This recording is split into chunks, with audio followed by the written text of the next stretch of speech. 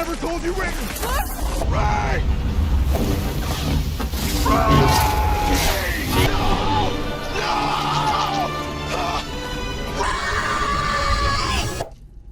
I bypassed the oppressor. Nerdrotic.com. Disney had a rough 2023 with all of their catastrophic flops, losing billions on streaming, bumbling CEOs, and all the black eyes from the culture war. But there's some good news on the horizon, at least with one of their subsidiaries, because Disney Star Wars is saved. Again. I know, we've heard this one before. Star Wars was saved when Disney purchased it from George Lucas, until it wasn't.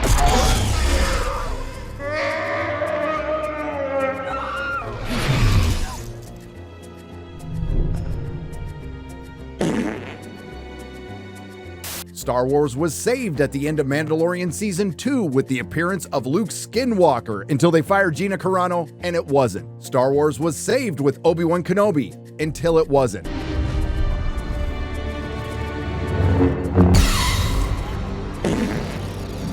Star Wars was saved with Ahsoka until it wasn't. But don't get down, you over 942,000 Awakening Wonders and the 40% who haven't subscribed yet, because after 10 years, Lucasfilm has finally cracked the code to Star Wars. This time it's going to be different, because this time, Disney Star Wars is going to be saved by a woman. And not just any woman.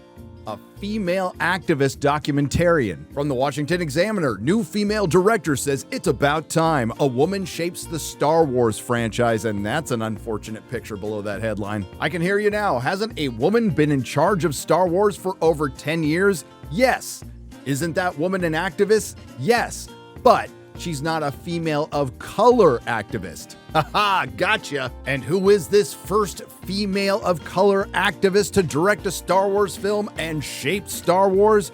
Sharmeen Obaid-Chinoy. Filmmaker and activist Sharmeen Obaid-Chinoy is the only female director to have won 2 Academy Awards by the age of 37.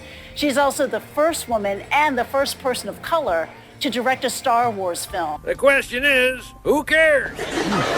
And that Star Wars film just so happens to be the triumphant return of Rey Palpatine in the new Jedi Order, which should excite 5s and 10s of fans out there. And you might rightfully ask, what are the qualifications that led Lucasfilm to hire a documentarian to helm a multi-million-dollar Disney Star Wars film? When you can play the woman card, you play the woman card. Outside of that, as far as her genre experience goes, there's 2 animated features from Pakistan and 2 whole episodes of Ms. Marvel. You remember the highly acclaimed show that nobody watched that led into a movie that nobody watched. The Marvels. What could possibly go wrong? Now, before I get too far ahead of myself, let's hear from Sharmeen.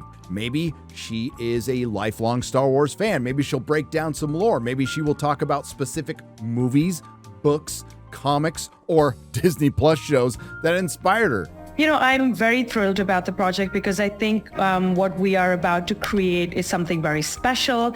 Well, there's never been anything special about Disney Star Wars other than its inexplicable systematic destruction of the biggest cinematic franchise of all time and the destruction of beloved iconic characters through turning the mighty Star Wars into a platform for things like identity politics and intersectional feminism.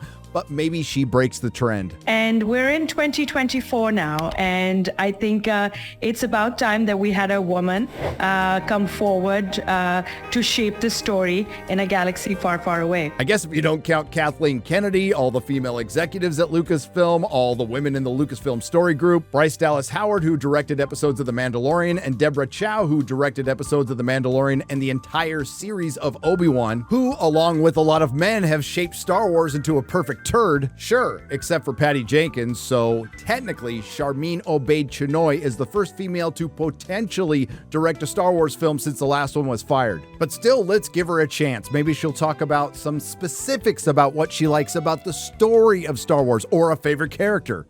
Insurmountable sort of, roadblocks, who tackle things, who fight to have their voices heard, who have inner conflict, who are forging the way, who have self-doubt at some point, but then they come forward and, they try and change the narrative on something, push the needle on something, win a few battles, and eventually create change within themselves and within their communities.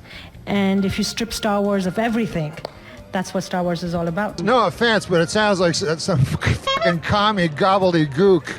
Okay, I thought Star Wars was about the rise and fall of Anakin Skywalker, who turns into Darth Vader, and later his son joins with the Rebel Alliance to take on the evil Galactic Empire, leading to the redemption of Anakin Skywalker and the defeat of Emperor Palpatine, a space opera that explores themes like family, heroism, destiny, and the eternal battle of good and evil, and most importantly, it was fun. At least until the Disney trilogy came along and completely dismantled all of it. You know what isn't fun? Activism. But again, maybe I'm wrong. Maybe Charmeen will prioritize storytelling over activism. I think at the heart of everything, I am a storyteller. All right, that sounds good. And an activist. Oh, here we go again. My body of work over the last 20 years has been guided by my activism, and every single piece of work that I've ever created has a piece of activism in it. It could be very overt or it could be covert, but it is there. That is why you fail.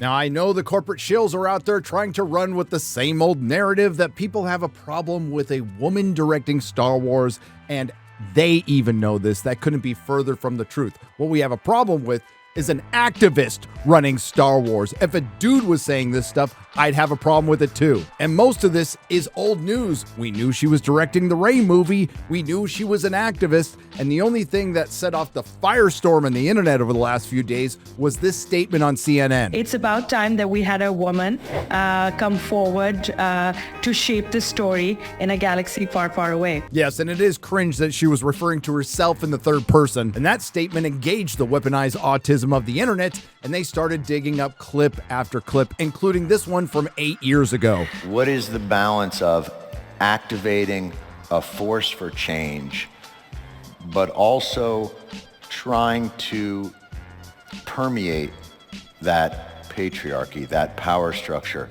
And is that a part of the calculation of your art as well? And what's been the reaction to that? Oh, absolutely. I like to make men uncomfortable. I enjoy making men uncomfortable.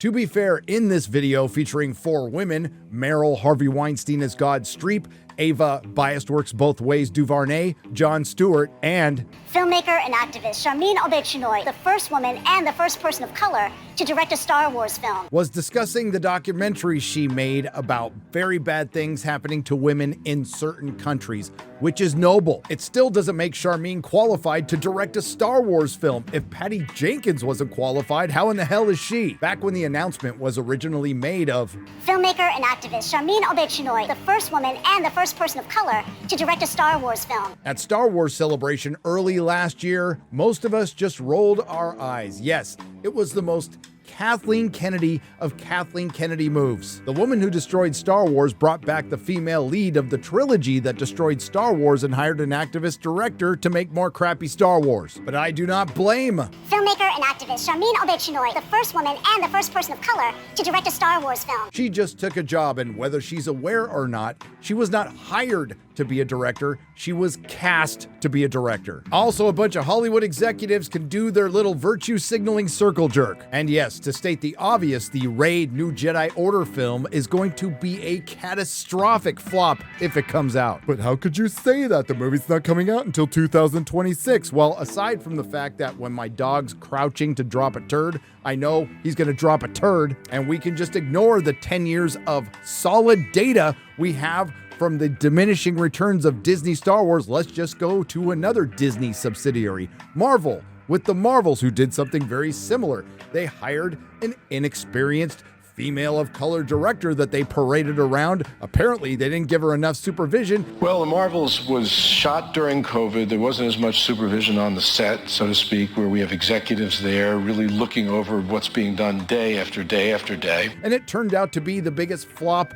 in the MCU's history. And the same thing is going to happen here, and it's all down to the one woman who shaped Disney Star Wars, Kathleen Kennedy, a once prolific Academy Award-winning producer who was promoted beyond her ability into the worst studio head in the history of Hollywood. She should be bouncing her little grandchildren on her knee and writing them $12 checks at Christmas, but not making decisions for Star Wars. She's announced more projects than she's actually produced and fired more directors than she's hired. But thanks to the recent firestorm on social media, now we have a lot of new people waking up to this, including some of the political pundits who finally discovered that pop culture is culture and it's important. And the other people that are finally waking up are investors. But by all means, release the Rey movie, directed by Sharmeen Obaid-Chinoy, the first female of color to shape Star Wars since the last female of color to shape Star Wars,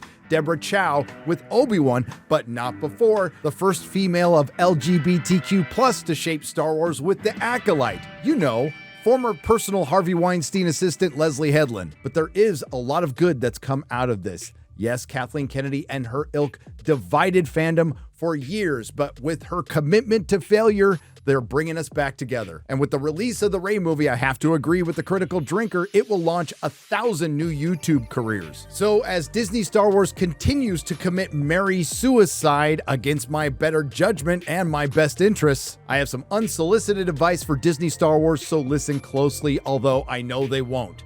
It's time to stop. If, in the words of Razor Fist, superhero films have entered their fat Elvis phase, then Disney Star Wars has entered the sightings of Elvis well after his death phase. So Disney, if you care at all about the legacy of the franchise that you spent billions on, stick it in the vault, forget about it for a good decade, and maybe revisit it if you have an entire new regime. Disney can't even make Disney anymore. What in the hell makes you think they can make good Star Wars? Nerdrotic.com.